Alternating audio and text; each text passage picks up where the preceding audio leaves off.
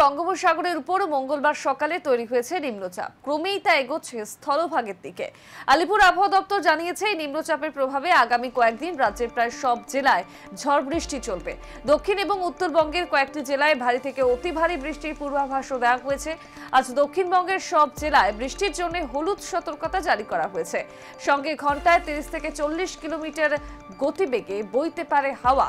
উত্তর এবং দক্ষিণ 24 পরগনা, পূর্ব ও পশ্চিম মেদিনীপুর, হাওড়া ভারী বৃষ্টিপাতের সম্ভাবনা রয়েছে। অন্যদিকে উত্তরবঙ্গের সব জেলাতেই আজ হালকা থেকে মাঝারি বৃষ্টিপাত হতে পারে বলেই পূর্বাভাস। বঙ্গোপসাগরের উপর মঙ্গলবার সকালে তৈরি হয়েছে নিম্নচাপ, তা ক্রমেই এগোচ্ছে স্থলভাগের দিকে। আলিপুর আবহাওয়া দপ্তর জানিয়েছে, এই নিম্নচাপের প্রভাবে আগামী কয়েকদিন রাজ্যের প্রায় সব জেলাতেই ঝড় বৃষ্টি চলবে। দক্ষিণ এবং উত্তরবঙ্গের কয়েকটি জেলায় ভারী থেকে অতি ভারী বৃষ্টির পূর্বাভাস।